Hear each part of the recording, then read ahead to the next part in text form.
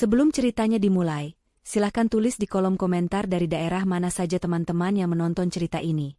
Dan jangan lupa like dan subscribe agar channel Cerita Dapur bisa semakin berkembang dan bisa mempersembahkan cerita yang lebih menarik. Pada suatu senja yang seharusnya damai, di sebuah rumah minimalis dengan taman mungil yang selalu Rina rawat dengan penuh cinta, kehangatan yang dulu mengisi setiap sudut kini terasa hampa. Rina, dengan gaun rumahan sederhana namun tetap rapi, duduk termenung di sofa ruang tamu, menatap pantulan dirinya di jendela yang mulai gelap. Usianya baru menginjak kepala 3, namun beban pikiran seolah menambah kerutan di sudut matanya yang indah. Dulu, mata itu selalu memancarkan binar kebahagiaan, terutama saat menatap suaminya, Bima. Kini, yang ada hanyalah gura cemas dan pertanyaan tanpa jawaban. Rumah tangga yang ia bangun bersama Bima selama 7 tahun terakhir ini, terasa seperti bangunan yang perlahan retak. Bukan karena gempa bumi atau badai, melainkan karena erosi tak terlihat yang menggerogoti fondasinya. Bima, suaminya, yang dulu selalu pulang tepat waktu dengan senyum lebar dan pelukan hangat, kini seringkali baru menjejakkan kaki di rumah saat jam dinding menunjukkan angka 12, atau bahkan lebih. Alasan-alasannya pun semakin klise. Rapat mendadak, proyek penting, atau teman kantor butuh bantuan. Rina tahu, ada yang tidak beres. Insting seorang istri tidak pernah berbohong. Setiap kali Bima pulang, aura di sekitarnya terasa berbeda. Ia seperti mengenakan topeng, berusaha bersikap normal, namun gerak-geriknya kaku, tatapannya seringkali menghindar, dan sentuhannya terasa hambar. Percakapan mereka pun berubah menjadi basa-basi yang dipaksakan. Rina mencoba mendekat, bertanya tentang harinya, menawarkan pijatan, atau sekadar ingin berbagi cerita.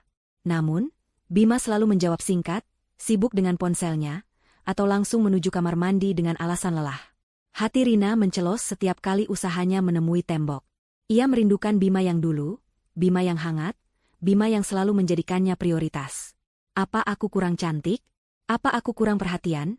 Bisik Rina pada dirinya sendiri, menelusuri wajahnya di pantulan kaca.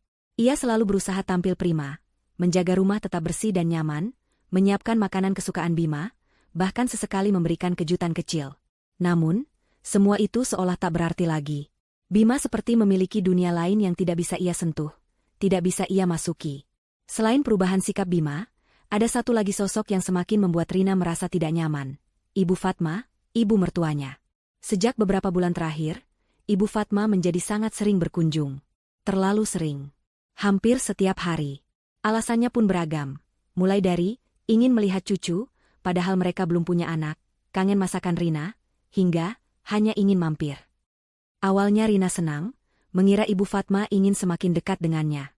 Namun, lama-kelamaan, kunjungan itu terasa seperti inspeksi. Ibu Fatma akan berkeliling rumah, mengamati setiap sudut, dan sesekali melontarkan komentar yang terasa seperti sindiran halus. Rina, kenapa bunga di teras ini layu? Bima tidak suka melihat yang kotor-kotor. Atau, Bima bilang dia kurang nafsu makan akhir-akhir ini. Kamu masak apa saja, Nak? Kata-kata itu, meskipun terdengar seperti perhatian, selalu membuat Rina merasa dihakimi. Yang lebih aneh lagi, Ibu Fatma seringkali datang saat Bima belum pulang, atau bahkan saat Bima sedang mandi. Ia akan duduk di ruang tamu, menunggu Bima, dan saat Bima muncul, Ibu Fatma akan langsung menanyakan hal-hal yang terlalu pribadi, seolah ingin memastikan sesuatu. Suatu sore, Rina sedang menyiram tanaman di halaman depan ketika ia mendengar bisikan-bisikan dari tetangga sebelah. Ibu-ibu itu, yang biasanya ramah dan suka menyapa, kini terlihat berbisik-bisik sambil melirik ke arah rumah Rina. Rina pura-pura tidak mendengar, namun telinganya menangkap beberapa patah kata. Kasihan Rina, Bima itu ya, dan ada perempuan lain. Darah Rina berdesir. Jantungnya berdegup kencang. Ia mencoba menepisnya, menganggap itu hanya gosip biasa. Namun, bisikan-bisikan itu terus menghantuinya, bercampur dengan gelagat aneh Bima dan kunjungan mencurigakan Ibu Fatma. Kecurigaan Rina semakin memuncak suatu malam. Bima pulang larut, seperti biasa. Ia langsung masuk kamar mandi, meninggalkan jaket kerjanya tergeletak di sofa. Entah dorongan apa, Rina meraih jaket itu. Aroma parfum wanita yang asing langsung menyeruak, menusuk indera penciumannya. Itu bukan parfumnya, juga bukan parfum Ibu Fatma. Aroma itu manis, sedikit genit, dan sangat kuat. Tangan Rina gemetar saat ia merogoh saku jaket Bima. Jantungnya serasa berhenti berdetak saat jemarinya menyentuh sesuatu yang kecil dan licin. Ia menariknya keluar. Sebuah kancing. Kancing baju wanita, berwarna ungu muda, dengan desain yang tidak biasa. Kancing itu terlihat seperti baru saja lepas dari tempatnya, dengan benang sisa yang masih menempel. Rina menatap kancing itu, lalu menatap pintu kamar mandi yang tertutup rapat. Pikirannya berputar liar. Kancing siapa ini? Mengapa ada di saku jaket Bima? Air mata mulai menggenang di pelupuk mata Rina. Ia mencoba mencari penjelasan logis. Mungkin kancing rekan kerja Bima yang tidak sengaja jatuh? Tapi, mengapa harus kancing baju wanita? Dan mengapa aromanya begitu kuat? Tidak, ini bukan kebetulan. Ini adalah bukti. Bukti kecil, namun cukup untuk menghancurkan semua keraguan yang selama ini ia pendam. Tiba-tiba, pintu kamar mandi terbuka. Bima keluar dengan handuk melilit pinggang, rambutnya basah. Ia melihat Rina berdiri di dekat sofa, dengan kancing ungu kecil di telapak tangannya. Wajah Bima langsung pias. Senyum yang dipaksakan tadi langsung lenyap, digantikan ekspresi terkejut dan sedikit ketakutan. "Rina, kenapa belum tidur?" tanya Bima, suaranya sedikit serak. Ia mencoba bersikap tenang, namun matanya tidak bisa menutupi kegugupannya. Rina tidak menjawab. Ia hanya menatap Bima, matanya berkaca-kaca, namun ada kobaran api di dalamnya. Kancing ungu itu terasa panas di tangannya, membakar harapan dan kepercayaan yang selama ini ia jaga. Dunia Rina runtuh dalam sekejap. Ia tahu, kebenaran yang paling ia takuti kini ada di depan mata. Dan ini hanyalah permulaan dari badai yang akan datang. Malam itu terasa begitu panjang dan mencekam bagi Rina. Setelah Bima keluar dari kamar mandi dan melihat kancing ungu di tangan Rina, suasana di antara mereka menjadi sangat tegang. Bima mencoba mengalihkan pandangan, berpura-pura tidak melihat kancing itu, namun keringat dingin mulai membasahi pelipisnya. Rina tidak bergeming. Ia hanya berdiri di sana, menatap suaminya dengan tatapan yang menuntut kejujuran. "Kancing siapa ini, Bima?" Suara Rina akhirnya memecah keheningan, terdengar bergetar namun penuh kekuatan. Ia mengangkat kancing itu sedikit, seolah ingin Bima melihatnya lebih jelas. Bima terdiam. Ia menggaruk tengkuknya yang tidak gatal, mencoba mencari alasan yang masuk akal. Itu mungkin kancing bajuku yang lepas. Sayang, kamu tahu, kancing-kancing di jaket kerjaku memang sering longgar. Rina tersenyum getir. "Kancing bajumu? Sejak kapan kancing bajumu berwarna ungu muda, Bima? Dan sejak kapan parfum wanita ini menjadi aroma tubuhmu?" Ia mendekat, aroma parfum itu semakin kuat menusuk hidungnya. Wajah Bima semakin pias. Ia tak bisa lagi menyembunyikan kegugupannya. "Rina, dengarkan aku. Ini tidak seperti yang kamu pikirkan. Aku bisa jelaskan." "Jelaskan apa, Bima? Jelaskan mengapa ada kancing baju wanita di sakumu? Jelaskan mengapa kamu selalu pulang larut? Jelaskan mengapa kamu berubah dingin padaku? Jelaskan mengapa Ibu Fatma selalu datang kemari dengan tatapan menyelidik." Rina tidak bisa lagi menahan emosinya. Air mata yang tadi ia tahan kini mengalir deras membasahi pipinya. "Jelaskan, Bima. Aku butuh kejujuranmu." Bima menghela napas panjang, seolah beban berat baru saja menimpanya. Ia tahu, ia tidak bisa lagi mengelak. Rina terlalu cerdas, dan bukti itu terlalu jelas. Ia duduk di sofa, menundukkan kepala, menghindari tatapan mata Rina yang penuh luka. "Baiklah, Rina. Aku minta maaf," ucap Bima lirih, suaranya nyaris tak terdengar. "Aku tahu aku salah. Aku memang berselingkuh." Dunia Rina seolah runtuh untuk kedua kalinya. Meskipun ia sudah menduga, mendengar pengakuan itu langsung dari mulut Bima tetap saja terasa seperti ribuan jarum menusuk jantungnya. Ia merasa sesak, napasnya tercekat. Kaki Rina lemas, ia ambruk di lantai, tak sanggup lagi menopang tubuhnya. "Siapa?" bisik Rina, suaranya nyaris tak keluar. Bima mengangkat kepalanya perlahan, matanya merah. "Santi. Dia rekan kerjaku." Santi. Nama itu asing di telinga Rina, namun entah mengapa, ia merasa pernah mendengar Bima menyebut nama itu dalam percakapan teleponnya yang terburu-buru. Rina membayangkan sosok Santi. Mungkin lebih muda, lebih cantik, lebih menarik, atau mungkin lebih pengertian, seperti yang sering Bima cari. Rasa sakit bercampur dengan amarah dan kekecewaan yang tak terkira. "Kenapa, Bima? Kenapa kamu tega melakukan ini padaku? Apa salahku? Apa kurangku?" Rina memukul-mukul lantai dengan kepalan tangannya, melampiaskan rasa frustrasinya. "Aku sudah memberikan segalanya untukmu. 7 tahun ini, aku selalu berusaha menjadi istri terbaik. Aku mencintaimu dengan sepenuh hati. Bima mencoba meraih tangan Rina, namun Rina menepisnya dengan kasar. Jangan sentuh aku. Aku jijik. Rina, tolong dengarkan aku. Bima memohon, matanya berkaca-kaca. Aku tahu aku brengsek. Aku tahu aku pantas mendapatkan semua kemarahanmu. Tapi aku merasa kesepian, Rina. Kamu terlalu sibuk dengan pekerjaanmu, dengan kegiatan sosialmu. Aku merasa kamu tidak punya waktu lagi untukku. Rina menatap Bima tak percaya. Sibuk? Aku sibuk mengurus rumah ini, Bima. Aku sibuk mengurus kebutuhanmu. Aku sibuk memastikan kamu pulang ke rumah yang nyaman. Dan pekerjaan? Aku bekerja keras untuk membantu keuangan kita, Bima. Siapa yang menanggung cicilan rumah ini? Siapa yang membayar tagihan bulanan saat gajimu seringkali habis untuk hal-hal yang tidak jelas? Bima terdiam, tidak bisa membantah. Memang benar, Rina adalah tulang punggung finansial mereka. Gaji Bima, meskipun lumayan, seringkali habis untuk hobinya dan membantu kebutuhan keluarganya yang lain. Rina tidak pernah mengeluh, selalu mendukung, selalu berusaha mencari jalan keluar. Tiba-tiba, bel pintu berbunyi. Rina dan Bima saling pandang. Siapa yang datang selarut ini? Sebelum Rina sempat bergerak, pintu sudah terbuka. Ibu Fatma berdiri di ambang pintu, dengan senyum ramah yang anehnya terasa dingin di mata Rina. Ada apa ini? Kok tegang sekali suasananya? Tanya Ibu Fatma, matanya menyapu Rina yang masih duduk di lantai dengan wajah sembab, lalu beralih ke Bima yang terlihat kacau. Oh, Bima, kenapa kamu belum tidur? Rina, kenapa kamu duduk di lantai seperti itu? Tidak sopan sekali di depan suamimu. Rina bangkit berdiri, menatap ibu mertuanya dengan pandangan kosong. Ia merasa seperti sedang berada di dalam mimpi buruk. Ibu Fatma, yang seharusnya menjadi pelindungnya, kini terasa seperti musuh. Ibu tahu Bima berselingkuh?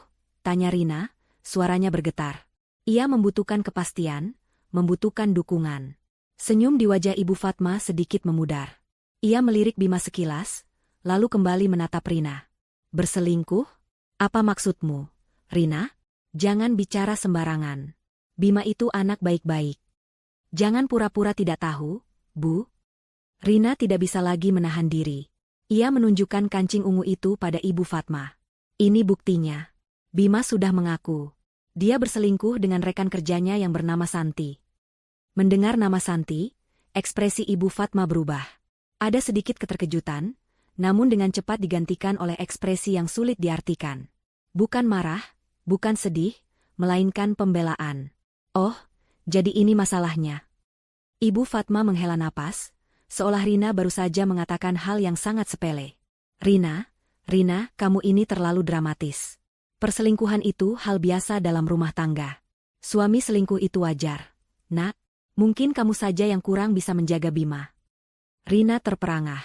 Ia tidak percaya dengan apa yang baru saja ia dengar. Ibu mertuanya, yang seharusnya membela dirinya, malah menyalahkan dirinya. Apa, Bu? Biasa? Wajar? Ibu membela Bima? Rina merasa seperti disambar petir. Bukan membela, Rina.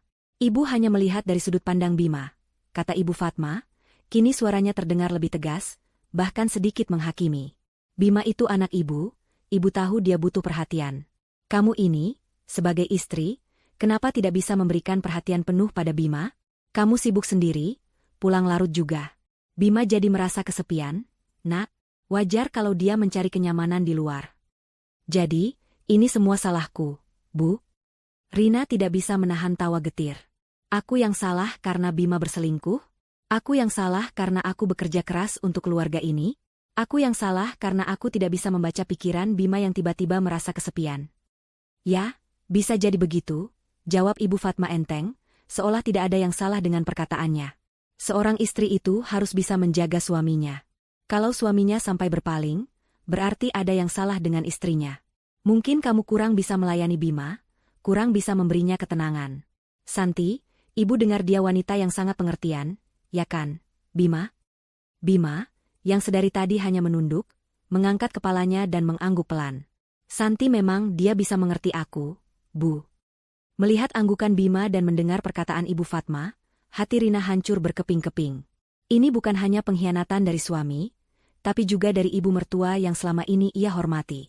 Ia merasa seperti sedang menonton sinetron yang paling buruk, di mana ia adalah korban yang disalahkan oleh semua orang. Ruang tamu yang tadinya menjadi saksi bisu pengakuan pahit Bima, kini berubah menjadi arena pertarungan verbal yang memilukan. Rina berdiri tegak, meskipun kakinya terasa lemas dan jantungnya berdenyut nyeri. Di hadapannya, Ibu Fatma duduk santai di sofa, seolah sedang menonton drama televisi, bukan terlibat dalam kehancuran rumah tangga anaknya sendiri. Bima masih menunduk, sesekali melirik Rina dengan pandangan bersalah, namun tak berani membuka suara. Ibu bilang Santi wanita baik-baik. Rina mengulang kata-kata Ibu Fatma dengan nada sarkasme yang tajam. Wanita baik-baik mana yang mau merusak rumah tangga orang? Bu? Wanita baik-baik mana yang mau menjadi duri dalam daging pernikahan orang lain? Ibu Fatma mengibaskan tangannya, seolah mengusir lalat. Rina, kamu ini terlalu berpikiran sempit. Cinta itu buta, nak. Mungkin Santi tidak tahu kalau Bima sudah menikah. Atau kalaupun tahu, mungkin dia tidak bisa menahan perasaannya. Lagi pula, ini semua takdir. Kalau Bima memang berjodoh dengan Santi, siapa yang bisa menghalangi? Takdir? Rina tertawa hambar. Jadi, perselingkuhan ini takdir, Bu? Pengkhianatan ini takdir? Lalu, bagaimana dengan sumpah pernikahan kami? Bagaimana dengan janji Bima di depan Tuhan dan orang tua kami? Itu bukan takdir. Sumpah itu bisa berubah. Rina, manusia itu dinamis. Jawab Ibu Fatma dengan tenang, seolah sedang memberi nasihat hidup. Bima itu butuh ketenangan. Dia butuh seseorang yang bisa mengerti dirinya, yang tidak terlalu banyak menuntut. Kamu ini terlalu sibuk dengan duniamu sendiri. Bima merasa diabaikan. Rina mengepalkan tangannya. Darah mendidih di ubun-ubunnya. Diabaikan? Ibu tahu betapa kerasnya aku bekerja untuk keluarga ini? Ibu tahu siapa yang membayar tagihan listrik, air, cicilan mobil, bahkan uang jajan Bima dan adik-adiknya setiap bulan? Siapa yang selalu ada saat Bima sakit? Siapa yang selalu mendukungnya saat dia terpuruk? Itu bukan perhatian, Bu. Itu bukan pengorbanan. Ibu Fatma mendengus. Ah, itu kan sudah kewajiban istri. Rina, kamu itu istri, ya wajar kalau mengurus suami dan rumah tangga. Lagi pula, Bima juga bekerja, kan? Dia juga punya penghasilan. Penghasilan yang selalu habis sebelum waktunya. Bu? Rina tak bisa menahan diri lagi. Ia merasa seperti sedang berhadapan dengan tembok. Ibu tahu, aku seringkali harus menutupi kekurangan finansial Bima. Aku tidak pernah mengeluh. Bu, aku pikir itu adalah bentuk cintaku, bentuk dukunganku sebagai istri. Tapi sekarang, ibu malah bilang aku kurang perhatian? Aku yang salah? Begini saja, Rina. Ibu Fatma menyilangkan tangan di dada, menatap Rina dengan tatapan merendahkan. Santi itu wanita yang jauh lebih pengertian. Dia bisa memberikan Bima ketenangan yang tidak kamu punya. Dia tidak banyak bicara, tidak banyak menuntut. Dia hanya ada untuk Bima. Bima butuh itu, nak. Dia butuh seseorang yang bisa menjadi sandarannya, bukan malah menambah bebannya. Setiap kata yang keluar dari mulut Ibu Fatma, bagaikan belati yang menusuk jantung Rina berulang kali. Ia merasa dikhianati, direndahkan, dan dihina oleh orang yang seharusnya menjadi panutannya. Ibu Fatma, yang selama ini ia anggap sebagai ibu kedua, kini menjelma menjadi sosok yang kejam dan tak berperasaan. Jadi, ibu lebih memilih wanita lain daripada menantu ibu sendiri? Ibu lebih memilih pelakor daripada aku yang sudah 7 tahun mengabdi pada anak ibu. Suara Rina meninggi, air matanya kembali mengalir, namun kali ini bukan air mata kesedihan, melainkan amarah yang membara. Rina, jaga bicaramu. Ibu Fatma ikut meninggikan suara. Jangan panggil Santi pelakor. Dia wanita baik-baik. Ibu hanya ingin Bima bahagia. Dan kalau Bima bahagia dengan Santi, kenapa tidak? Kamu ini terlalu egois. Rina, kamu hanya memikirkan perasaanmu sendiri. Egois? Rina tertawa sinis. Aku egois? Lalu Bima yang berselingkuh itu apa? Bu? Itu bukan egois? Ibu yang membela perselingkuhan itu apa? Bu? Itu bukan egois? Aku yang hancur seperti ini, ibu bilang aku egois. Sudahlah, Rina. Kamu ini hanya membuat suasana semakin keruh. Ibu Fatma menghela napas panjang, seolah ia yang paling menderita. Bima itu sudah dewasa. Dia tahu apa yang terbaik untuk dirinya. Kalau dia merasa lebih bahagia dengan Santi, ya sudah. Kamu harusnya bisa menerima kenyataan. Menerima kenyataan? Rina menatap Bima yang masih diam membisu, tidak membela dirinya sama sekali. Bima, kamu dengar apa yang ibu katakan? Kamu benar-benar lebih bahagia dengan Santi? Kamu rela mengorbankan pernikahan kita demi wanita itu. Bima mengangkat kepalanya, menatap Rina dengan mata berkaca-kaca. Rina, aku. Ia mencoba berbicara, namun kata-katanya tertahan di tenggorokan. Ia terjebak di antara ibu dan istrinya, tidak tahu harus berpihak pada siapa. Bima, jawab aku. Rina mendesak. Apakah kamu lebih bahagia dengan Santi? Ibu Fatma menyela. Tentu saja dia lebih bahagia. Rina, lihat saja bagaimana dia sekarang. Dia terlihat lebih ceria, lebih bersemangat. Itu semua berkat Santi. Kamu ini hanya bisa membuat Bima stres dengan segala tuntutanmu. Tuntutan apa, Bu? Rina berteriak, suaranya pecah. Tuntutan untuk setia? Tuntutan untuk menghargai pernikahan? Itu tuntutan? Sudahlah, Rina. Jangan berteriak-teriak seperti itu. Malu didengar tetangga. Ibu Fatma mulai kehilangan kesabarannya. Kamu ini terlalu kekanak-kanakan. Kalau memang Bima sudah tidak bahagia denganmu, ya sudah. Lepaskan dia. Biarkan dia bahagia dengan pilihannya. Kata-kata, lepaskan dia, dan biarkan dia bahagia dengan pilihannya, bergaung di telinga Rina, menusuk hingga ke relung hatinya yang paling dalam. Ia merasa seperti sedang dihantam palu godam. Ibu mertuanya, dengan begitu mudahnya, menyuruhnya untuk melepaskan suaminya demi wanita lain. Jadi, ibu merestui perselingkuhan ini? Tanya Rina, suaranya nyaris tak terdengar, namun penuh kepedihan.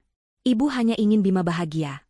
Rina, jawab Ibu Fatma, nadanya melembut, seolah ingin meredakan suasana, namun kata-katanya tetap menusuk. Dan kebahagiaan Bima saat ini ada pada Santi. Kamu harus mengerti itu. Rina menatap Ibu Fatma, lalu beralih ke Bima. Wajah Bima terlihat kusut, namun ia tidak membantah perkataan ibunya. Tidak ada pembelaan, tidak ada penyesalan yang tulus. Hanya keheningan yang memekakkan telinga. Rina merasa seperti sedang berhadapan dengan dua orang asing.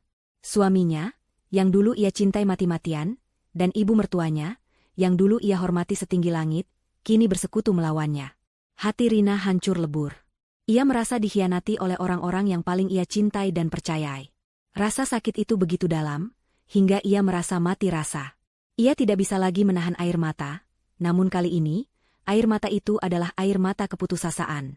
Ia menyadari, tidak ada lagi yang tersisa untuk diperjuangkan. Pernikahannya, kepercayaannya, dan harga dirinya, semuanya telah hancur berkeping-keping. Baiklah, ucap Rina akhirnya, suaranya serak namun penuh tekad. Ia menatap Bima dan Ibu Fatma bergantian. Kalau memang itu yang kalian inginkan.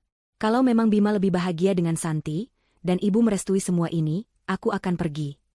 Ibu Fatma dan Bima terdiam, terkejut mendengar keputusan Rina. Mereka tidak menyangka Rina akan mengambil langkah secepat itu. Rina, tunggu, jangan gegabah. Bima akhirnya bersuara, mencoba meraih tangan Rina. Namun, Rina menepisnya lagi. Sudah cukup, Bima. Aku sudah muak dengan semua kebohongan dan pembelaan ini. Aku sudah muak dengan sandiwara ini. Rina berbalik, melangkah menuju kamar. Setiap langkahnya terasa berat, namun ia memaksakan diri. Ia tidak akan membiarkan mereka melihat betapa hancurnya ia. Ia akan pergi, dan ia akan bangkit. Langkah kaki Rina menuju kamar terasa seperti gema di lorong sunyi, memecah keheningan yang mematikan di ruang tamu. Setiap jejaknya di lantai marmer terasa berat, seolah ia sedang menyeret beban bertonton. Hatinya yang tadi hancur berkeping-keping kini terasa kosong. Mati rasa, namun di baliknya, kemarahan yang membara mulai menyala. Ini bukan lagi tentang kesedihan, melainkan amarah murni yang menuntut keadilan.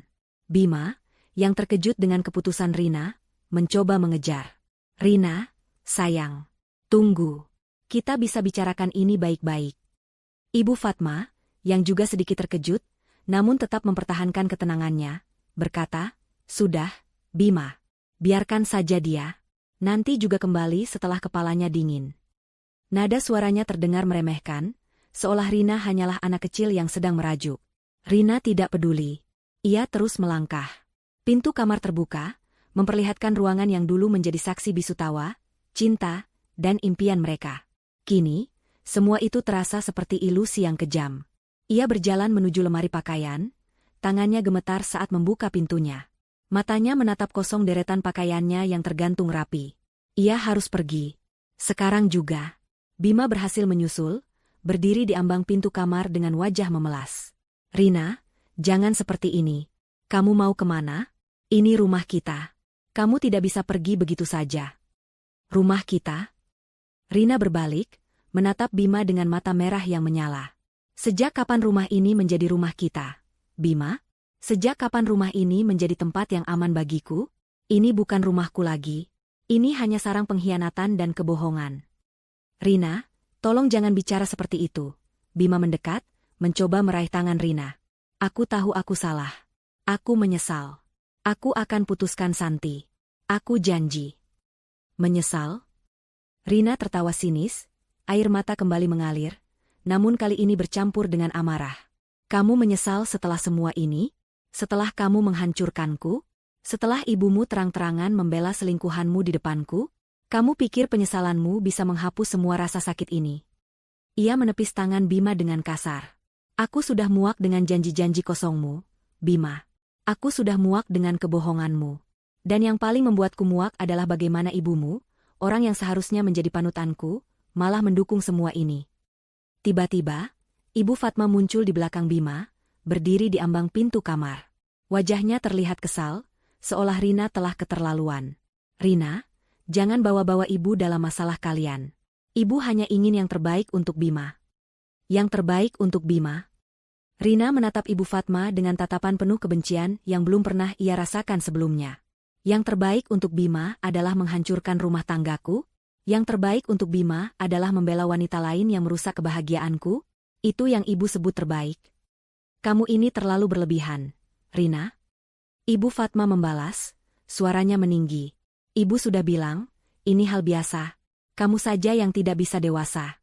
Kalau kamu memang tidak bisa membahagiakan Bima, ya sudah. Jangan salahkan orang lain." Kata-kata Ibu Fatma bagaikan percikan api yang menyulut kemarahan Rina yang sudah memuncak. Nafas Rina memburu, dadanya naik turun dengan cepat. Ia merasa seperti ada gunung berapi yang siap meletus di dalam dirinya. "Aku tidak bisa membahagiakan Bima."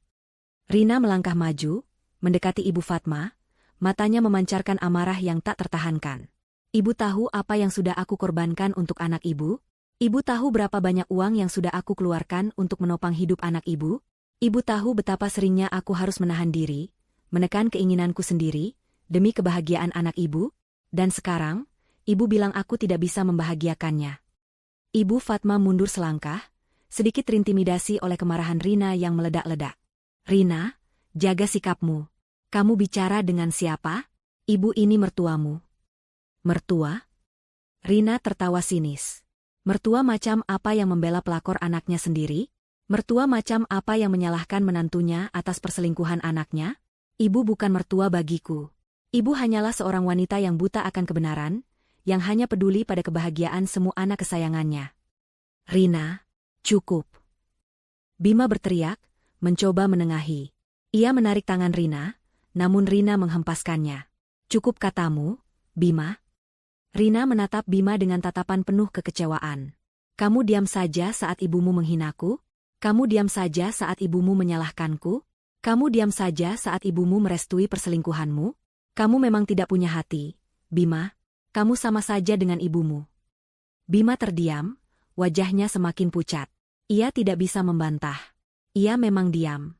Ia memang tidak membela Rina. Rasa bersalah menghantuinya, namun ia terlalu pengecut untuk menghadapi amarah Rina yang membara.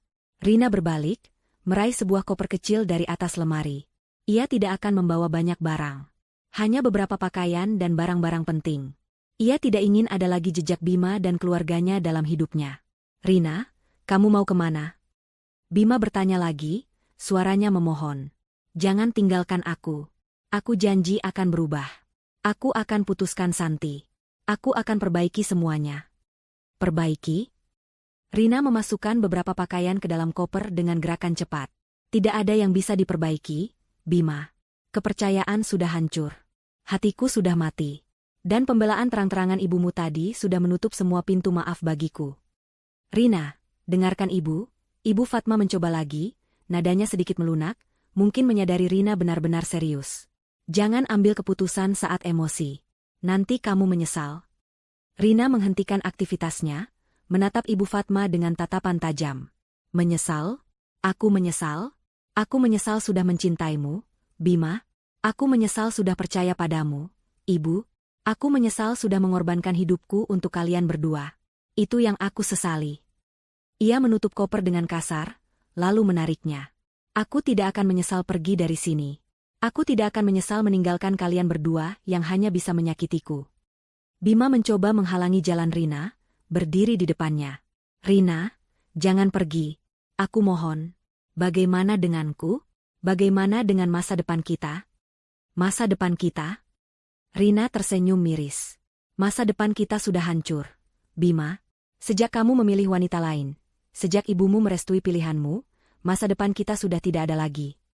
Ia mendorong Bima ke samping, lalu berjalan melewati Ibu Fatma yang masih berdiri mematung di ambang pintu. Rina tidak menoleh lagi. Ia berjalan keluar kamar, melewati ruang tamu yang penuh kenangan pahit, menuju pintu utama. Rina, Rina. Bima berteriak, mencoba mengejar. Namun, Rina tidak berhenti. Ia membuka pintu, udara malam yang dingin langsung menyapanya. Ia menghirupnya dalam-dalam, seolah ingin membersihkan paru-parunya dari semua racun kebohongan dan pengkhianatan. Ia melangkah keluar, tanpa menoleh ke belakang. Di belakangnya, Bima dan Ibu Fatma hanya bisa berdiri mematung, menatap punggung Rina yang semakin menjauh. Rina tahu, ini adalah keputusan terberat dalam hidupnya. Namun, ia juga tahu, ini adalah satu-satunya cara untuk menyelamatkan dirinya sendiri dari kehancuran yang lebih dalam. Ia akan pergi, dan ia akan memulai babak baru dalam hidupnya. Tanpa Bima, tanpa Ibu Fatma, dan tanpa semua kepalsuan yang selama ini mengikatnya. Malam itu, Rina meninggalkan rumahnya, meninggalkan masa lalunya, dan melangkah menuju ketidakpastian, namun dengan tekad baja untuk bangkit kembali. Pintu rumah tertutup dengan bunyi pelan. Namun bagi Rina, suara itu bagaikan guntur yang memekakan telinga, menandai berakhirnya sebuah era. Ia tidak menoleh ke belakang. Tidak ada air mata yang tersisa, hanya kekosongan yang menganga di dadanya. Koper kecil di tangannya terasa ringan, namun beban di pundaknya terasa begitu berat. Ia melangkah menuruni anak tangga, menuju mobilnya yang terparkir di halaman. Udara malam yang dingin menyambutnya, menusuk kulit, namun Rina tidak merasakannya. Pikirannya kalut, berputar-putar di antara kepingan-kepingan kenangan yang hancur. 7 tahun. 7 tahun hidup bersama Bima, membangun impian, berbagi tawa, dan menghadapi badai. Semua itu kini terasa seperti kebohongan besar. Sebuah sandiwara yang dimainkan dengan begitu apik oleh Bima dan Ibu Fatma.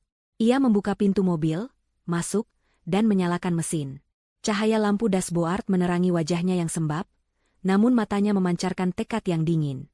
Ia tidak tahu harus kemana. Tidak ada tujuan. Tidak ada rencana. Hanya keinginan kuat untuk menjauh, sejauh mungkin dari rumah itu, dari Bima, dan terutama dari Ibu Fatma. Rina mengemudikan mobilnya tanpa arah. Jalanan kota yang biasanya ramai kini sepi, hanya sesekali berpapasan dengan kendaraan lain. Lampu-lampu jalanan tampak kabur di balik genangan air mata yang mulai kembali membasahi pelupuk matanya. Ia mencoba menahan, namun rasa sakit itu terlalu besar untuk ditanggung sendiri. Kenapa? Kenapa mereka tega melakukan ini padaku? Bisik Rina pada dirinya sendiri, suaranya bergetar. Ia menekan pedal gas, ingin melaju lebih cepat, ingin melarikan diri dari kenyataan pahit ini. Pikirannya melayang kembali ke awal pernikahan mereka. Bima, yang dulu terlihat begitu mencintainya, begitu memujanya.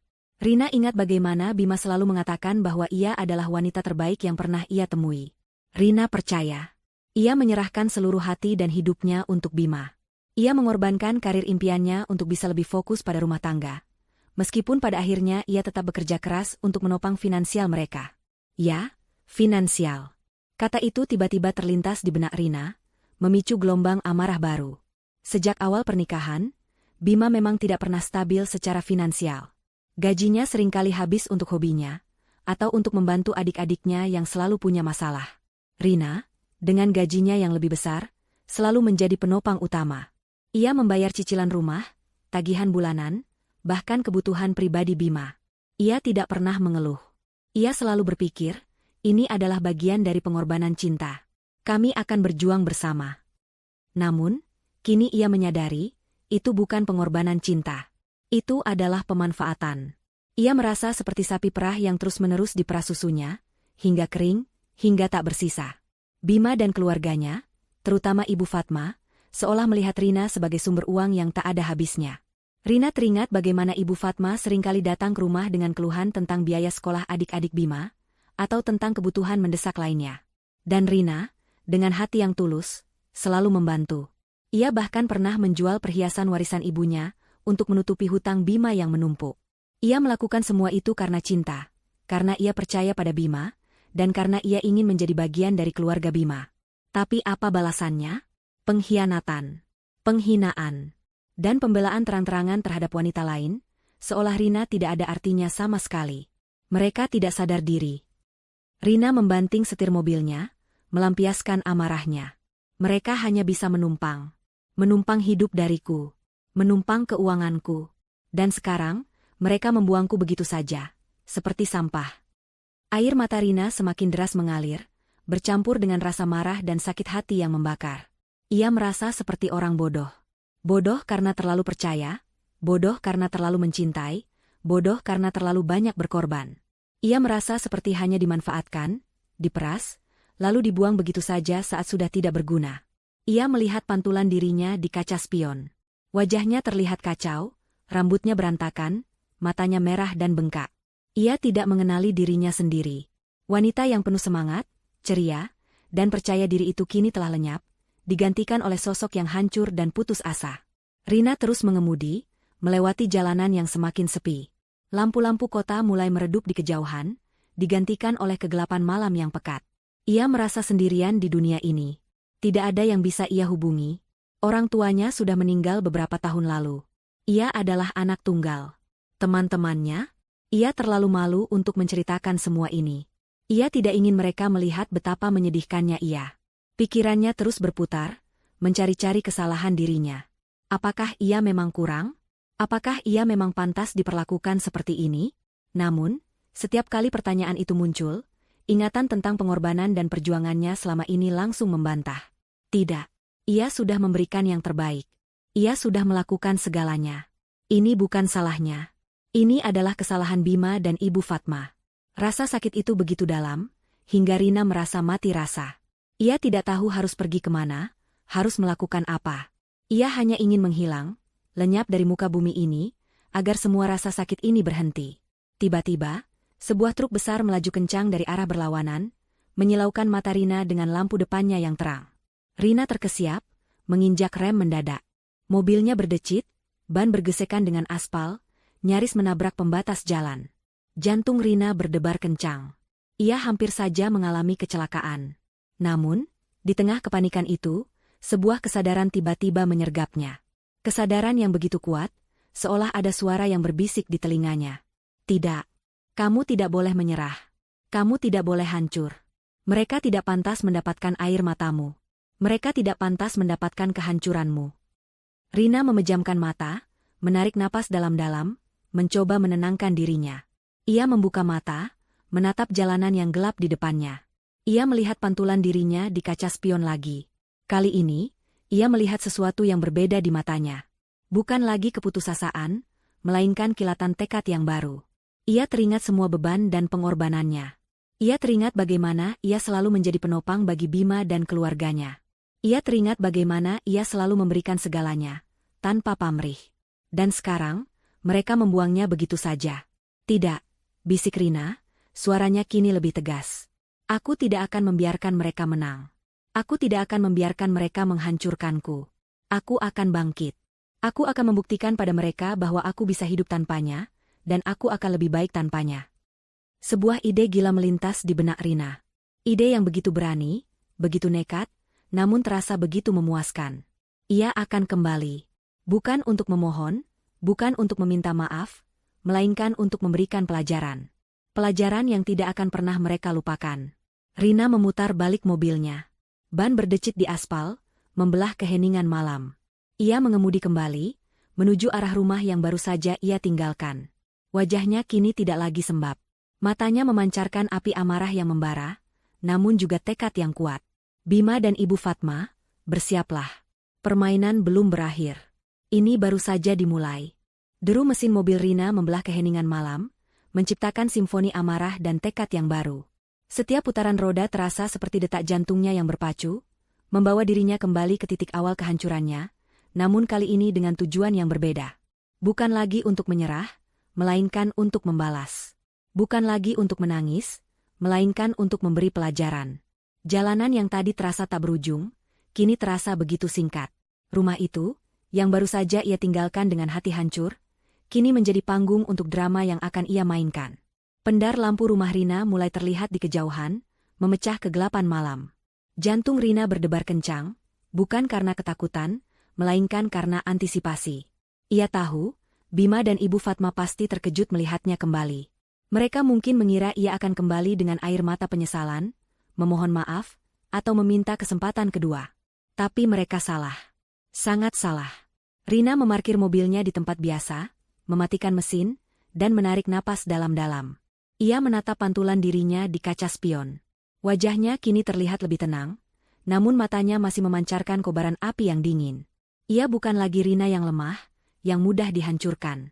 Ia adalah Rina yang baru, yang siap menghadapi siapapun yang berani menyakitinya. Ia keluar dari mobil, melangkah mantap menuju pintu rumah. Koper kecilnya ia biarkan di dalam mobil. Ia tidak membutuhkannya lagi untuk saat ini. Ia hanya membutuhkan keberanian dan tekadnya. Tangannya terulur, mengetuk pintu dengan ritme yang pasti, tidak terburu-buru, namun juga tidak ragu. Beberapa detik kemudian, pintu terbuka. Bima berdiri di ambang pintu, wajahnya terlihat kusut dan matanya sembab.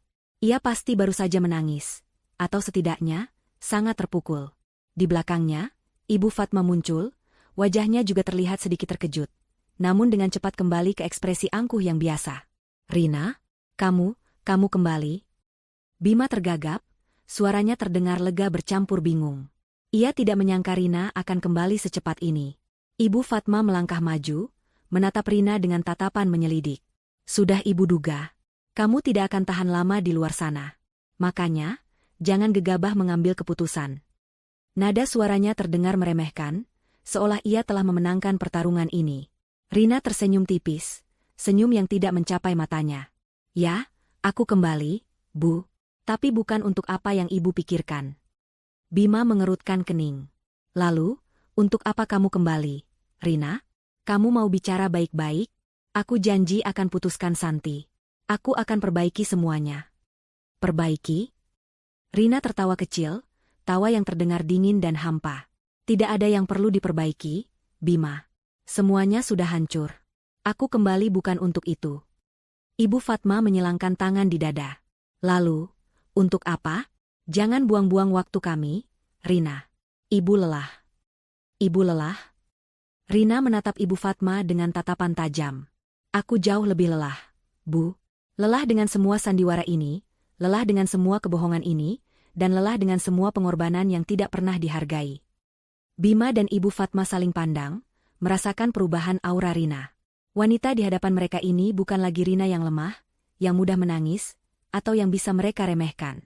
Ada sesuatu yang berbeda di matanya, sesuatu yang dingin dan berbahaya. "Aku kembali karena ada hal penting yang harus kita bicarakan," lanjut Rina, suaranya tenang namun penuh otoritas. "Hal yang sangat penting, yang menyangkut kalian berdua." "Hal penting apa?" tanya Bima, mulai merasa tidak nyaman. "Tidak bisa kita bicarakan di sini," jawab Rina, melirik ke arah tetangga yang mungkin saja sedang menguping. "Kita harus bicara di luar. Di tempat yang sepi, di mana tidak ada yang bisa mendengar kita." Ibu Fatma mendengus. "Apa-apaan ini, Rina? Jangan aneh-aneh. Kalau mau bicara, ya bicara saja di sini." "Ibu tidak punya pilihan, Bu," Rina membalas, senyum tipisnya semakin melebar, namun tidak ada kehangatan di dalamnya. "Kalau ibu tidak mau ikut, aku akan pergi lagi. Dan kali ini, aku tidak akan pernah kembali. Dan kalian berdua, kalian akan menyesal seumur hidup." Ancaman Rina terdengar begitu nyata, begitu meyakinkan. Bima dan Ibu Fatma merasa merinding. Mereka melihat tekad yang kuat di mata Rina, tekad yang tidak bisa digoyahkan. Mereka tahu, Rina tidak main-main. "Baiklah, baiklah," Ibu Fatma akhirnya menyerah, meskipun dengan nada kesal. "Tapi jangan aneh-aneh, Rina. Ibu tidak suka kejutan." "Tenang saja, Bu. Ini akan menjadi kejutan yang tidak akan pernah kalian lupakan," Rina menjawab, matanya berkilat. "Bima, Ibu, ayo ikut aku. Kita akan pergi sekarang." Bima ragu-ragu. "Tapi, ini sudah larut malam, Rina. Kita mau kemana?" "Ikut saja, Bima, Rina mendesak, suaranya tidak menerima bantahan. Ini demi kebaikan kalian juga. Bima dan Ibu Fatma saling pandang lagi. Ada keraguan di mata Bima, namun ada juga rasa ingin tahu yang besar. Ibu Fatma, meskipun kesal, tidak bisa menolak. Ada sesuatu dalam tatapan Rina yang membuatnya tidak berdaya. Baiklah, ucap Bima akhirnya, menghela napas pasrah. Kita ikut. Rina tersenyum puas. Rencananya berjalan lancar. Ia berbalik, berjalan menuju mobilnya. Bima dan Ibu Fatma mengikutinya, dengan langkah ragu-ragu. Mereka tidak tahu apa yang akan terjadi. Mereka tidak tahu kemana Rina akan membawa mereka. Namun, mereka merasa ada firasat buruk yang menyelimuti. Rina membuka pintu mobil belakang untuk Ibu Fatma, lalu pintu depan untuk Bima. Ia memastikan mereka berdua sudah duduk dengan nyaman, lalu ia masuk ke kursi pengemudi. Ia menyalakan mesin, dan mobil melaju perlahan, meninggalkan rumah yang penuh kenangan pahit itu. Di dalam mobil, suasana terasa sangat tegang. Tidak ada yang berbicara. Rina fokus mengemudi, sesekali melirik Bima dan Ibu Fatma dari kaca spion. Wajah mereka terlihat cemas, bingung, dan sedikit takut. Rina merasa puas. Ini baru permulaan. Ia mengemudikan mobilnya menjauh dari area perumahan, menuju jalanan yang semakin sepi dan gelap. Lampu-lampu jalanan semakin jarang terlihat, digantikan oleh kegelapan malam yang pekat. Hanya cahaya bulan yang samar-samar menerangi jalanan di depan mereka. Rina, kita mau kemana ini? Ibu Fatma akhirnya memecah keheningan, suaranya terdengar sedikit panik. Ini sudah jauh sekali dari rumah. Dan jalanan ini jalanan sepi. Tenang saja, Bu, Rina menjawab, suaranya dingin. Kita akan sampai di tujuan sebentar lagi. Ini tempat yang sempurna untuk kita bicara dari hati ke hati. Bima mencoba meraih tangan Rina, namun Rina menepisnya. Rina, aku mohon. Jangan lakukan hal aneh-aneh. Aku takut. Takut? Rina tertawa sinis. Kamu takut, Bima? Kamu pikir aku tidak takut saat kamu menghancurkan hatiku? Kamu pikir aku tidak takut saat ibumu membela wanita lain di depanku? Kamu pikir aku tidak takut saat aku harus meninggalkan rumah ini tanpa arah tujuan? Kata-kata Rina menusuk hati Bima. Ia terdiam, tidak bisa membantah. Rina terus mengemudi, melewati pepohonan tinggi yang menjulang di sisi jalan, menciptakan bayangan-bayangan menyeramkan. Udara di dalam mobil terasa semakin dingin, seolah membekukan semua emosi. Mereka bertiga terperangkap dalam keheningan yang mencekam, menunggu apa yang akan terjadi selanjutnya. Rina tahu, momen yang ia tunggu-tunggu akan segera tiba. Momen di mana ia akan memberikan pelajaran yang tidak akan pernah mereka lupakan. Mobil Rina terus melaju, membelah kegelapan malam yang semakin pekat.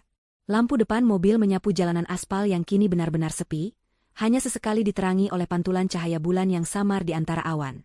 Di dalam mobil, ketegangan terasa begitu mencekik. Bima dan Ibu Fatma duduk membisu di kursi penumpang. Sesekali melirik satu sama lain dengan tatapan cemas, mencoba menerka apa yang ada di benak Rina. Mereka tidak berani bertanya lagi, setelah Rina membalas ketakutan Bima dengan sindiran tajam. Rina sendiri fokus pada kemudi, wajahnya datar, namun matanya memancarkan tekad yang dingin. Ia tahu persis kemana ia akan membawa mereka. Sebuah jalanan tua yang jarang dilewati, jauh dari pemukiman, dikelilingi oleh hutan lebat di kedua sisinya. Tempat yang sempurna untuk melancarkan pelajaran yang sudah ia siapkan. Sekitar 15 menit kemudian, mobil Rina melambat. Di depan mereka, jalanan tampak semakin gelap, seolah ditelan oleh kegelapan hutan. Tidak ada satupun rumah atau bangunan di sekitar. Hanya pepohonan tinggi yang menjulang, menciptakan siluet menyeramkan di bawah cahaya rembulan. Rina, kita mau kemana ini? Suara Ibu Fatma terdengar bergetar, memecah keheningan. Nada panik jelas terdengar dalam suaranya. Ini sudah terlalu jauh, Nak. Dan jalanan ini, Ibu tidak suka tempat sepi seperti ini. Bima ikut menimpali, iya, Rina. Kita mau bicara apa di tempat seperti ini? Ini menakutkan. Rina menghentikan mobilnya. Mesin mobil mati, dan keheningan yang absolut langsung menyelimuti mereka. Suara jangkrik dan desiran angin di antara dedaunan menjadi satu-satunya melodi yang terdengar. Udara dingin malam itu terasa menusuk tulang. Rina memutar tubuhnya, menatap Bima di kursi penumpang depan, lalu beralih ke Ibu Fatma di kursi belakang. Wajahnya terlihat tenang, namun matanya berkaca-kaca, memancarkan campuran kesedihan yang mendalam dan tekad yang membara. Kalian bilang aku yang tak bisa memberi kebahagiaan. ucap Rina, suaranya pelan namun jelas, menggaung di dalam mobil yang gelap. Setiap kata terasa seperti palu yang menghantam. Bima dan Ibu Fatma terdiam, tidak berani menjawab. Mereka merasakan aura yang berbeda dari Rina. Aura yang dingin, namun penuh kekuatan. Kalian bilang Santi lebih baik.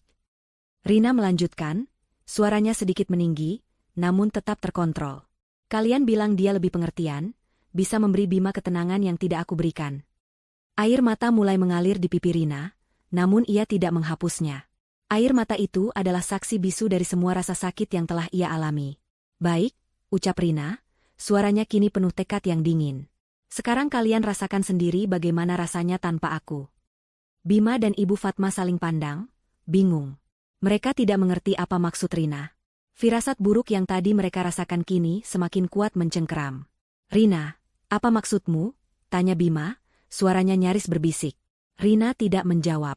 Ia hanya menatap mereka berdua, matanya yang berkaca-kaca kini memancarkan kilatan yang tajam.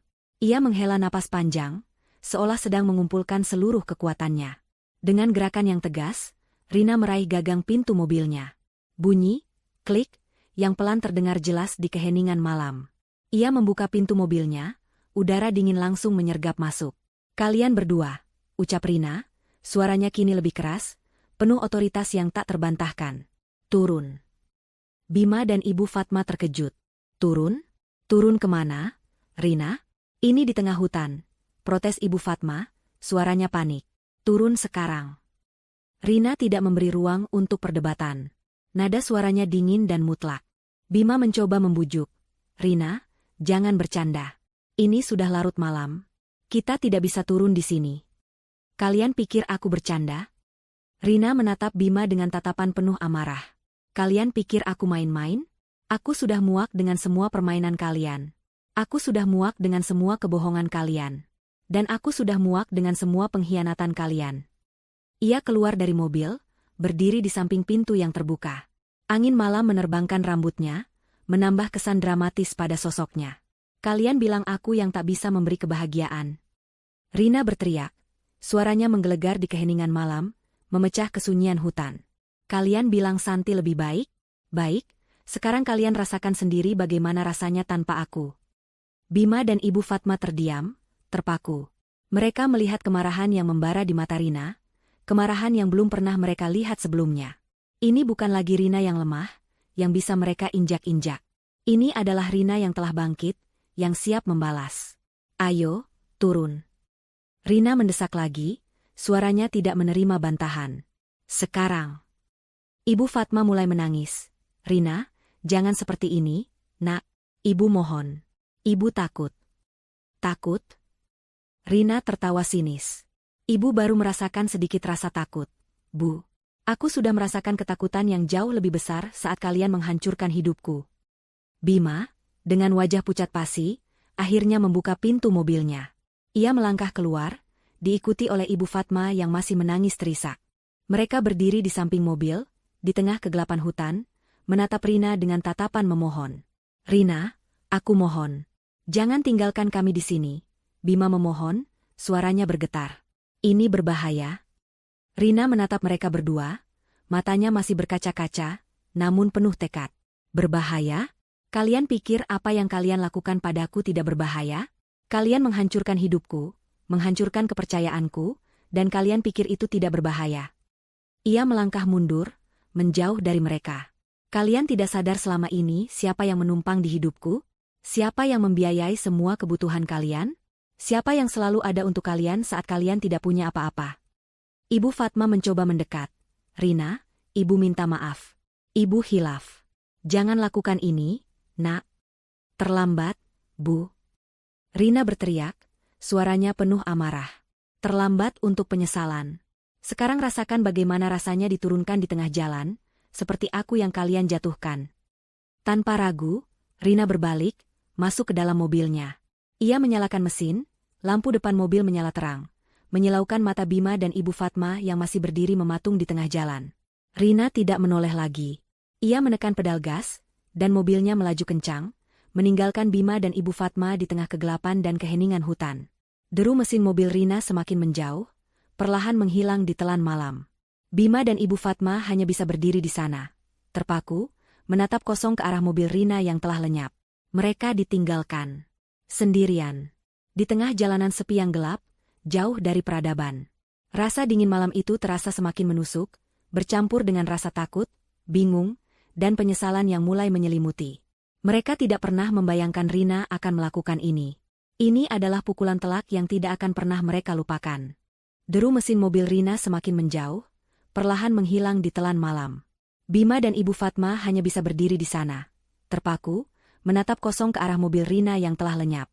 Mereka ditinggalkan sendirian di tengah jalanan sepi yang gelap, jauh dari peradaban. Rasa dingin malam itu terasa semakin menusuk, bercampur dengan rasa takut, bingung, dan penyesalan yang mulai menyelimuti. Mereka tidak pernah membayangkan Rina akan melakukan ini. Ini adalah pukulan telak yang tidak akan pernah mereka lupakan. Ibu Fatma, yang sedari tadi hanya terisak, kini menjerit histeris. Rina, Rina, jangan tinggalkan kami. Rina. Suaranya memecah keheningan hutan, terdengar begitu putus asa dan ketakutan. Bima, yang masih terkejut dan pucat pasi, mencoba menenangkan ibunya. Ibu, tenang, Bu. Rina pasti kembali. Dia tidak mungkin tega meninggalkan kita di sini. Namun, suaranya sendiri terdengar tidak yakin. Ia tahu, Rina tidak main-main kali ini. Ada sesuatu yang berbeda dalam tatapan mata Rina tadi. Tatapan yang dingin, penuh amarah, dan tekad yang tak tergoyahkan. Tidak. Dia tidak akan kembali, Bima. Dia sudah gila. Dia sudah tidak waras. Ibu Fatma terus meracau, sambil menggosok-gosokkan kedua lengannya, mencoba menghalau rasa dingin yang menusuk. Kita harus bagaimana sekarang? Ini gelap sekali. Tidak ada siapa-siapa di sini. Bima menatap sekeliling. Benar.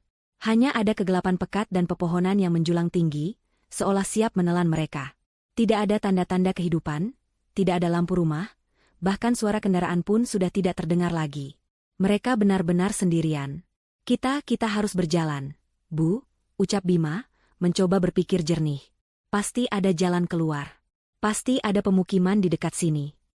Berjalan? Di tengah hutan seperti ini? Kamu gila, Bima? Ibu Fatma menatap putranya dengan tatapan tak percaya. Bagaimana kalau ada binatang buas? Bagaimana kalau kita tersesat? Ibu tidak mau. Tidak ada pilihan lain, Bu. Bima mulai frustrasi. Ia sendiri juga takut. Namun ia tidak bisa membiarkan ibunya terus-menerus panik. Kita tidak bisa hanya berdiri di sini. Ayo, Bu. Kita jalan pelan-pelan. Dengan langkah gontai dan hati yang dipenuhi ketakutan, Bima dan Ibu Fatma mulai berjalan di sepanjang jalanan sepi itu. Setiap langkah terasa berat. Aspal yang tadinya mulus kini terasa kasar di bawah kaki mereka.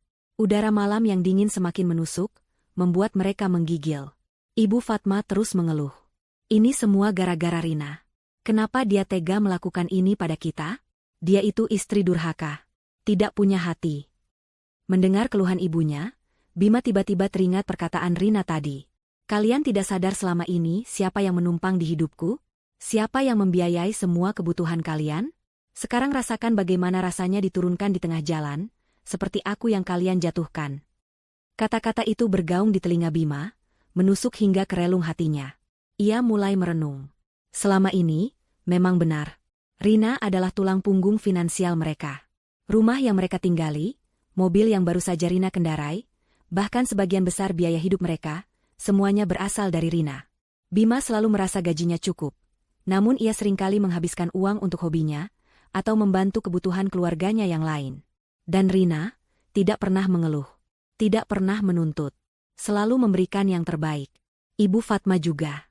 Ia selalu mengandalkan Rina untuk segala hal. Mulai dari kebutuhan sehari-hari, hingga biaya tak terduga. Rina selalu membantu, tanpa pamrih. Ia selalu menganggap Ibu Fatma sebagai ibunya sendiri. Bima, kenapa kamu diam saja? Ibu Fatma menarik lengan Bima. Kamu tidak dengar apa yang ibu katakan? Rina itu jahat. Dia sudah menghina ibu. Dia sudah menghina kamu. Bima menatap ibunya. Ibu, Rina tidak salah. Bu, apa katamu? Ibu Fatma terkejut. Kamu membela dia? Setelah dia meninggalkan kita di sini? Ibu, Rina benar, ucap Bima, suaranya pelan namun penuh penyesalan. Selama ini, Kita memang terlalu banyak menumpang padanya. Aku terlalu egois. Aku terlalu sibuk dengan diriku sendiri, sampai tidak menyadari betapa banyak yang sudah Rina korbankan untuk kita. Ibu Fatma terdiam. Wajahnya yang tadinya penuh amarah kini berubah menjadi ekspresi kosong. Ia juga mulai merenung. Benar. Selama ini, ia selalu menganggap Rina sebagai menantu yang wajib memenuhi semua kebutuhannya. Ia tidak pernah benar-benar menghargai Rina sebagai individu, sebagai seorang istri yang berjuang keras. Ia selalu membandingkan Rina dengan wanita lain, selalu menuntut Rina untuk menjadi seperti yang ia inginkan. Ibu seringkali meminta uang pada Rina, kan? Tanya Bima, suaranya terdengar menyesal. Untuk biaya sekolah adik-adik, untuk berobat, untuk kebutuhan sehari-hari. Dan Rina tidak pernah menolak. Dia selalu memberikan apapun yang kita butuhkan. Ibu Fatma menunduk. Ia teringat bagaimana Rina pernah menjual perhiasan warisan ibunya untuk menutupi hutang Bima yang menumpuk. Ia juga teringat bagaimana Rina selalu menyiapkan makanan kesukaannya, meskipun Rina sendiri sedang sibuk dengan pekerjaannya. Rina selalu berusaha menjadi menantu yang baik, istri yang sempurna. Tapi apa yang ia dapatkan? Pengkhianatan dan penghinaan. Rasa dingin malam itu semakin menusuk. Namun kini bukan hanya dinginnya udara yang mereka rasakan, melainkan dinginnya kenyataan yang baru saja menyadarkan mereka. Mereka menyadari betapa selama ini mereka terlalu bergantung pada Rina, baik secara materi maupun emosional. Mereka telah memanfaatkan kebaikan Rina, menguras tenaganya, dan pada akhirnya, membuangnya begitu saja. Kita sudah keterlaluan. Bima, bisik Ibu Fatma, suaranya lirih, penuh penyesalan. Air mata kembali mengalir di pipinya. Namun kali ini bukan air mata ketakutan, melainkan air mata penyesalan yang tulus. Ibu sudah sangat jahat pada Rina. Ibu sudah menghina dia, menyalahkan dia, dan membela wanita lain. Ibu pantas mendapatkan ini. Bima mengangguk. Aku juga, Bu. Aku sudah mengkhianati kepercayaan Rina. Aku sudah menghancurkan hatinya. Aku pantas mendapatkan ini. Mereka terus berjalan di tengah kegelapan, langkah kaki mereka terasa semakin berat. Tidak ada lagi keluhan, tidak ada lagi protes. Hanya keheningan yang menyelimuti, bercampur dengan suara isak tangis Ibu Fatma dan napas berat Bima. Penyesalan mulai menyelimuti mereka, menenggelamkan mereka dalam lautan rasa bersalah.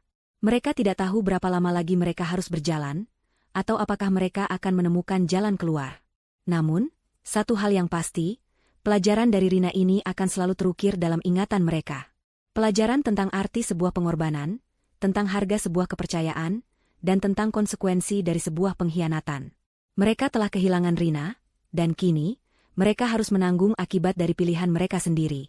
Sementara Bima dan Ibu Fatma tersesat dalam kegelapan dan penyesalan di tengah jalanan sepi, Rina mengemudikan mobilnya dengan hati yang terasa lapang, meskipun masih ada gurat luka yang membekas. Ia tidak lagi menangis. Air matanya telah mengering, digantikan oleh tekad membara yang baru. Ia telah menjatuhkan mereka, sama seperti mereka menjatuhkannya. Kini, saatnya ia bangkit. Rina tidak langsung pulang ke rumah orang tuanya, karena ia tahu, itu hanya akan menambah beban pikiran mereka. Ia memutuskan untuk pergi ke sebuah apartemen kecil yang sudah lama ia sewa sebagai tempat peristirahatan pribadi, jauh dari keramaian dan ingatan pahit. Apartemen itu adalah rahasianya. Tempat ia sering melarikan diri saat merasa penat dengan tuntutan hidup dan keluarga Bima. Kini, tempat itu menjadi titik awal babak barunya. Saat ia tiba, apartemen itu terasa begitu sunyi, namun sunyi yang menenangkan. Tidak ada bisikan tetangga, tidak ada tuntutan mertua, tidak ada kebohongan suami. Hanya ada dirinya sendiri.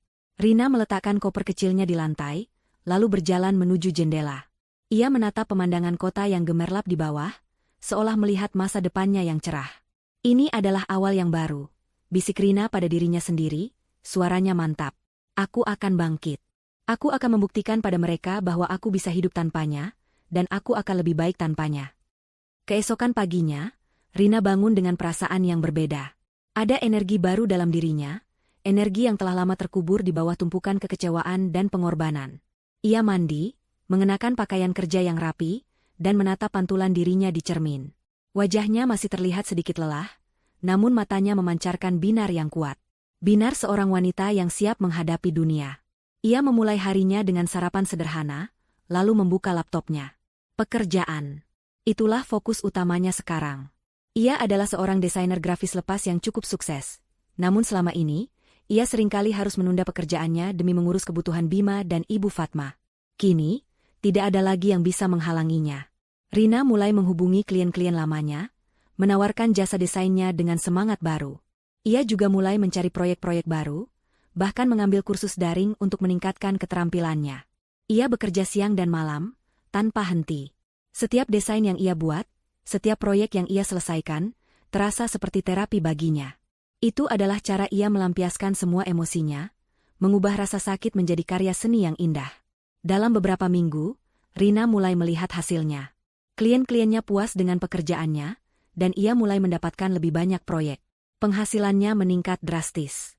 Ia tidak lagi harus khawatir tentang cicilan rumah atau tagihan bulanan. Ia bisa membeli apapun yang ia inginkan, tanpa harus meminta izin dari siapapun, tanpa harus merasa bersalah. Selain pekerjaan, Rina juga mulai fokus pada dirinya sendiri.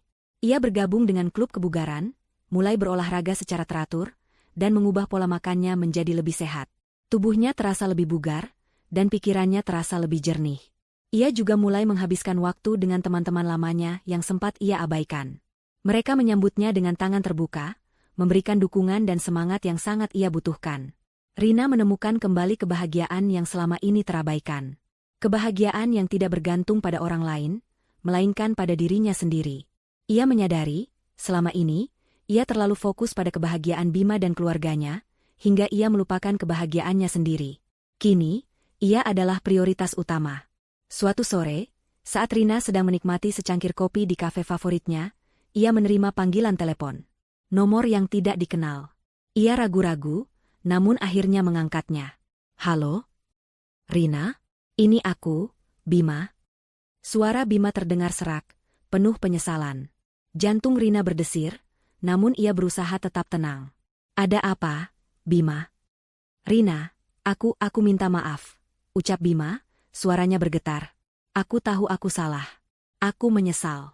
Aku dan ibu, kami sudah menyadari kesalahan kami. Kami sangat membutuhkanmu, Rina. Pulanglah. Rina tersenyum tipis. Menyesal? Terlambat, Bima. Aku sudah tidak butuh penyesalan kalian. Tapi, Rina, kami kesulitan. Bima memohon. Rumah ini, cicilannya menunggak. Tagihan listrik dan air juga menunggak. Ibu juga sakit-sakitan. Kami tidak tahu harus bagaimana tanpamu, Rina. Rina menarik napas dalam-dalam. Ia teringat semua pengorbanannya, semua rasa sakit yang telah ia alami. Ia tidak akan membiarkan dirinya jatuh ke lubang yang sama lagi. Itu konsekuensi dari pilihan kalian. Bima, jawab Rina, suaranya dingin namun tegas. Kalian bilang aku tidak bisa memberi kebahagiaan? Kalian bilang Santi lebih baik? Sekarang rasakan sendiri bagaimana rasanya tanpa aku. Aku sudah memulai babak baru dalam hidupku. Dan aku tidak akan pernah kembali ke masa lalu yang menyakitkan itu. Rina mengakhiri panggilan, tanpa menunggu jawaban Bima.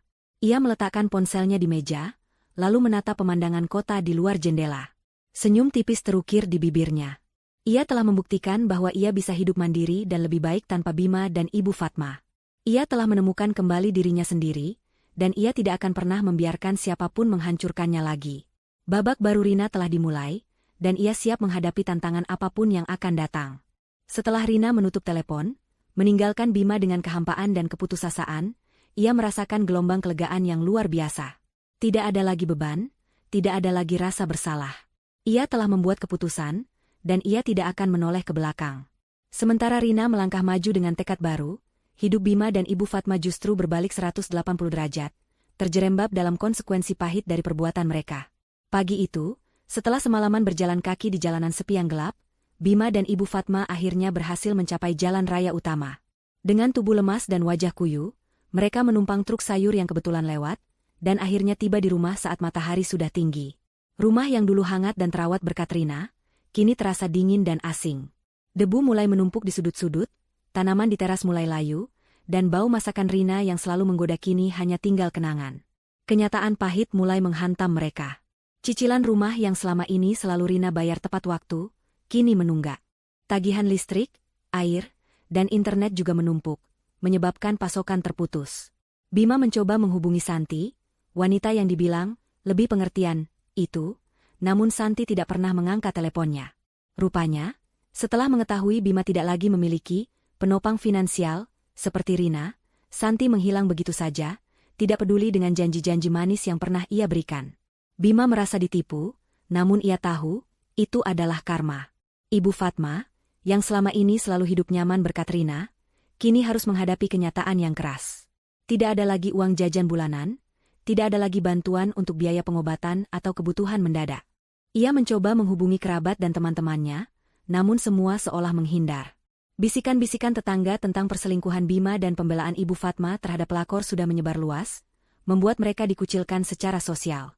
Bima, kita harus bagaimana? Ibu Fatma merengek. Tubuhnya semakin kurus dan wajahnya terlihat menua dalam waktu singkat. Penyakit lamanya kambuh. Namun mereka tidak punya uang untuk berobat. Bima hanya bisa menunduk. Ia mencoba mencari pekerjaan sampingan, namun sulit. Reputasinya di kantor juga menurun drastis setelah kasus perselingkuhannya terungkap. Rekan-rekan kerjanya mulai menjauh, dan pekerjaannya pun terancam. Ia merasa seperti pecundang. Mereka mencoba menghubungi Rina lagi, berulang kali. Bima mengirimkan pesan-pesan panjang berisi penyesalan, permohonan maaf, dan janji-janji untuk berubah. Ibu Fatma juga mengirimkan pesan-pesan yang sama, bahkan memohon agar Rina kembali dan menyelamatkan mereka dari kehancuran. Namun, semua pesan itu hanya berakhir dengan centang biru, tanpa balasan. Telepon mereka selalu dialihkan ke kotak suara. Rina telah menutup pintu rapat-rapat. Suatu hari, surat peringatan dari bank datang, menyatakan bahwa rumah mereka akan disita jika cicilan tidak segera dilunasi. Bima dan Ibu Fatma panik. Mereka tidak punya uang. Tidak ada jalan keluar. Rumah yang selama ini menjadi tempat berlindung mereka, kini terancam hilang. Di sisi lain, Rina semakin bersinar. Ia tidak lagi memikirkan Bima atau Ibu Fatma. Hidupnya kini penuh dengan kesibukan dan kebahagiaan yang otentik. Proyek-proyek desainnya semakin banyak, dan ia bahkan mulai diundang sebagai pembicara di berbagai seminar tentang kewirausahaan dan pemberdayaan wanita. Ia membeli sebuah mobil baru dengan uang hasil jeripayahnya, dan merenovasi apartemennya menjadi studio kerja yang nyaman. Rina juga menemukan cinta yang baru. Seorang pria bernama Ardi, seorang pengusaha muda yang cerdas dan berhati baik. Ardi menghargai Rina apa adanya, mendukung karirnya, dan selalu ada di sisinya. Bersama Ardi, Rina merasa aman, dicintai, dan dihargai. Ia tidak perlu lagi berkorban atau membuktikan apapun. Ardi mencintainya dengan tulus, tanpa syarat. Suatu sore, saat Rina sedang makan malam romantis dengan Ardi di sebuah restoran mewah, ia melihat berita di televisi. Sebuah rumah disita oleh bank karena cicilan menunggak. Gambar rumah itu terlihat familiar. Itu adalah rumah lamanya, rumah yang dulu ia bangun dengan Bima. Di depan rumah itu, terlihat Bima dan Ibu Fatma berdiri, wajah mereka terlihat putus asa dan hancur. Ibu Fatma terlihat sangat sakit, dan Bima mencoba menenangkannya. Hati Rina berdesir. Ada sedikit rasa kasihan yang muncul, namun dengan cepat ia tepis. Ia teringat semua rasa sakit yang telah mereka berikan padanya. Ia teringat bagaimana mereka telah membuangnya begitu saja, tanpa penyesalan. Ini adalah konsekuensi dari pilihan mereka. Ardi melihat ekspresi Rina. Ada apa, sayang? Rina tersenyum tipis, lalu menggelengkan kepala. Tidak ada apa-apa, sayang. Hanya masa lalu yang sudah tidak relevan lagi. Ia meraih tangan Ardi, menggenggamnya erat. Ia menatap mata Ardi yang penuh cinta, dan tersenyum. Ia tahu, ia telah membuat keputusan yang tepat. Ia telah memilih kebahagiaannya sendiri. Cerita bisa berakhir dengan Rina yang menikmati hidup barunya dengan damai, tanpa sedikit pun penyesalan. Ia telah membuktikan bahwa ia bisa bangkit dari keterpurukan, dan menemukan kebahagiaan yang sejati. Sementara itu, Bima dan Ibu Fatma harus menanggung akibat dari pilihan mereka, mungkin dengan sedikit harapan akan penebusan diri di masa depan, atau Rina yang tetap teguh pada keputusannya. Dalam versi ini, Rina tetap teguh pada keputusannya. Bima dan Ibu Fatma harus menghadapi kenyataan pahit bahwa mereka telah kehilangan segalanya, dan tidak ada jalan kembali. Mereka harus belajar hidup mandiri, menghadapi kesulitan finansial dan sosial, dan mungkin, suatu hari nanti, mereka akan benar-benar menyadari nilai sebuah pengorbanan dan kepercayaan. Namun, untuk saat ini, Rina telah menutup pintu. Ia telah memilih kebahagiaannya sendiri, dan ia tidak akan pernah membiarkan siapapun menghancurkannya lagi.